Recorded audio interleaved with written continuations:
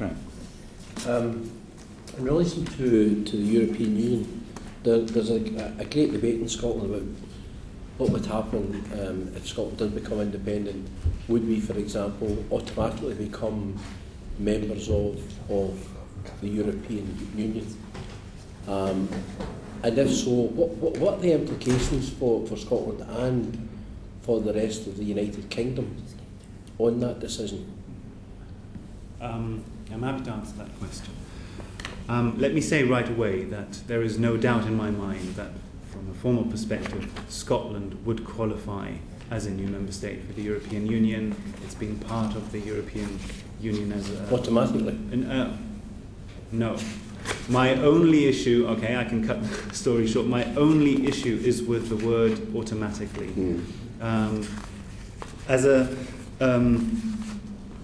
Independence would be adding a new member state to the European Union. That has repercussions for the operation of the treaty, in particular the institutional provisions and the financial provisions of the treaty.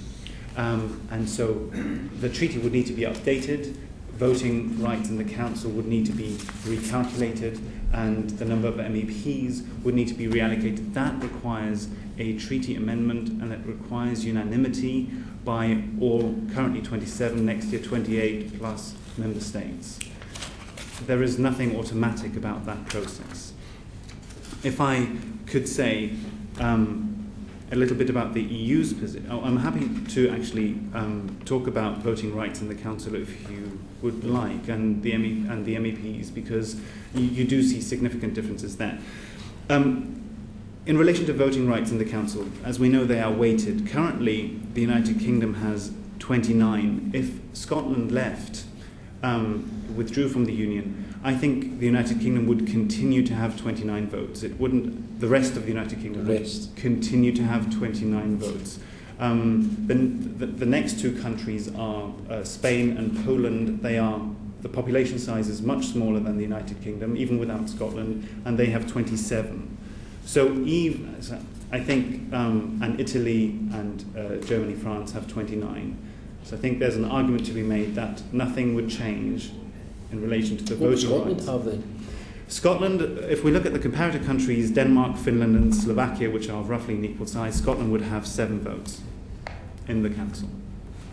It changed, so that's largely uncontroversial. It becomes much more interesting when we look at MEPs. Scotland currently has 6 MEPs, but the comparator countries, Denmark and Slovakia, have 13. So if the SNP insist on automatic membership, in other words, we just wave Scotland through, Scotland would continue to have 6 MEPs, whereas if Scotland negotiated properly and said, but Denmark and Slovakia have 13, Scotland could more than double its representation in the European Parliament. The problem there is that the number of MEPs is capped. It's capped at 750 plus the President. So any increase in Scottish representation would need to a less necessary reduction in RUK. So it would come out of the 72. How would the rest of the United Kingdom be happy to see such a dramatic reduction in its representation? I leave that question open. Still on Europe and in particular about opt-outs. Yeah. If Scotland became independent, separated away, would my constituents in Mull and Wishaw still have the same opt-out rights as the chairmans in Croydon? No, Scotland would not inherit. By opt-outs, I'm assuming you're referring to the Euro and Schengen.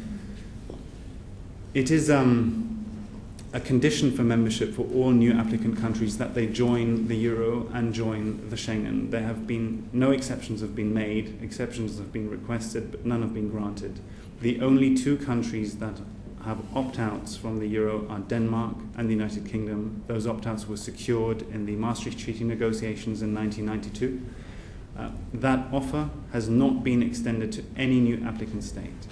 To put it differently, all current states, even if they don't have the Euro as a currency, but I'm thinking of Sweden in particular and the Czech Republic, all member states are legally obliged to adopt the Euro. And that would be the same for Scotland. Okay, so all your opt-outs then my constituents wouldn't be entitled automatically to those opt-outs. No. Would the chairman's constituents in Croydon be entitled to keep their opt-out, even Yes. though it was the United Kingdom Yes. that negotiated the opt-out? Yes. Yes. The opt-outs would continue for the rest of the United Kingdom. Okay. Could you amplify that? Yeah. Say why? Because, as I explained in my first answer, the rest of the United Kingdom would continue, would assert itself as the continuing state, and would also be recognised by the international community and by the European Union as the continuing state of the current United Kingdom. As I've just illustrated, looking at the numbers, from a European perspective, just formally looking at numbers, nothing much would really change in relation to the United Kingdom. There are significant changes, of course, in relation to Scotland. It is Scotland that needs to be accommodated, not the United Kingdom. If I could just say something... I think the other area to consider, because it's an exact parallel, is the Schengen common travel area. It is also an obligation for every new state to join Schengen. That means that a German national or a French national travelling from the continent could fly into Scotland without showing a passport.